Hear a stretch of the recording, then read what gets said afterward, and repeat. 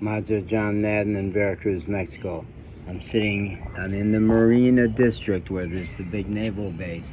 And this is the big Navy hospital over here. It says Urgencias, it's the emergency room. And I've been in this neighborhood an awful lot back in January and February, and now for the last few days.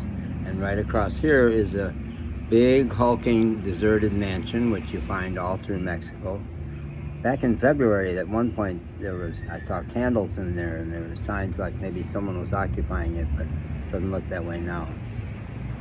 So I just wrote a long message to my dear friend Margaret Averett back in Asheville, North Carolina. She is my go-to person for really significant sharing these days. And the stuff I wrote her is so much iconic of the 70s, my coming of age time, that I've decided to read that, what was going to be a text message and may still be, into a video for all the world to be edified by. Anybody who's interested in some of the craziness we were into in the 70s. So I said, Margaret, what are you up to today? Is there a time that would be good for us to talk on the phone? How are you doing? I've dumped a lot of videos on you since we last talked. The few days since my car was stolen and I came down here to Veracruz have been a wide open time for me. Getting broken open like that has... Oh, here come the ring-necked doves. I love these birds. Okay, you can have some of my tamale. Here, take it. Take it. Tamale. It's pollo. Chicken, you'll like it. They're acting scared, which people do sometimes when you approach them without knowing who they are. Come on, he's gonna come back. Okay. So I had dumped a lot of videos on her. I'd be really interested to hear any responses you have had to them. I am well, still staying at the Hotel Mari Tierra. I've made a whole series of videos out the 5th floor window looking out at the bay, which is a great home base for me, but too expensive. Most months I get my check on the 29th, Social Security check from the U.S., sometime before about 2 in the afternoon. Having money in my pocket will change everything. Lee, my friend in Arizona, is on call to launder the money for me. Not in any illegal sense, but I'm not allowed to open a bank account in Mexico without being a citizen. I think they have concerns about genuine money laundering.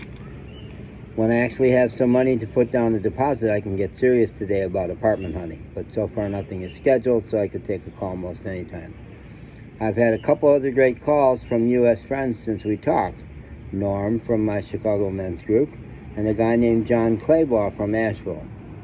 John and I don't go back a long way like you or Norm, but he did go to Jubilee. That was the wild and crazy non-denominational Christian church that Margaret and I went to. I got there in '04 and went to that church to 2020. So this guy John Claybaugh says that he did go to Jubilee at one point, and claims that I got him into ecstatic dancing, and that's... Asheville is a big dancing hub of all kinds of dancing, and ecstatic dancing, free-form dancing is my thing. That's what I really dig. Right before COVID, the COVID hit, and I ended up leaving Asheville, there was a period when John Claybaugh and I, and Diana, my best friend at the Battery Park Apartments, who karmically had been homeless most of her life before getting into that apartment, and is a Mexican, grew up in Mexico, and has had disastrous experiences with the psychiatry establishment, much like me. So we were amazing friends, and we both were smokers, and I adored Diana, and trying to reach her now. I haven't talked to her for 10 months because my phone got stolen and I couldn't reach her. So there was a period where John Claybaugh and I and Diana, my best friend at the Battery Park Apartments, used to hang out every morning. We had a blast together and took to calling ourselves the Merry Pranksters. Now here's the 70s reference. You may be too young to remember the reference to the Merry Pranksters. They were led by the famous author who wrote the book One Flew Over the Cuckoo's Nest.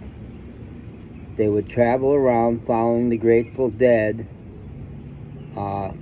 and go to their concerts. they would have what they called the electric Kool-Aid test. How much acid could you consume in the course of a concert?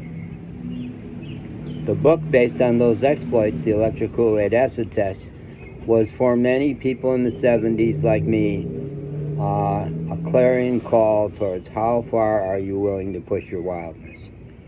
One of the greatest compliments I ever got from the establishment, I went to PhD psychology graduate school at the University of Rochester, starting in 69 through 73. It was at that point the top-rated clinical psychology program in the country. Very establishment. And I got recruited long distance by one of the newer faculty who I really hit it off with. He was doing all kinds of really fun and interesting things in the area of new therapies. Little did I know that he did not have any power in that grad program and would be forced out within my first year there. But he was a really, really interesting guy himself. Herb Hampshire, Hamsher. Look him up on Wikipedia. He ended up working with John Denver and the WinStar Foundation out in Colorado. Yep. Really, really interesting man who still was a closeted gay man at that point and trying to look the part of establishment psychologist. So that's a little backstory as to why he responded the way he did when he saw the book Electric Kool-Aid Acid Test on my desk. Herb, one of the faculty who also actually turned out to be pretty wild himself, when he saw that book on my desk said, "John, there are some books that some people just should not read." It was an acknowledgement that I was already pretty far out there to begin with, and I could hear the admiration in his voice. Electric Kool-Aid Acid Test. I think they turned it into a movie, didn't they?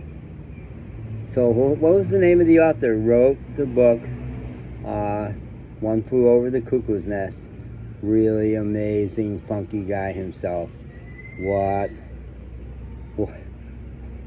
an emblematic story from the 70s and what it was like for us who were there. And I get, as I travel around, mostly in the U.S., where people know the history of the hippie movement in the U.S., the comments I would get from people would range from, "You're a real hippie. You were there. You did it. Holy cow. You're a real hippie," to, in Texas, "Fucking hippie scumbag." I think I'll shoot you. I came close in Texas, I did. All right, bye.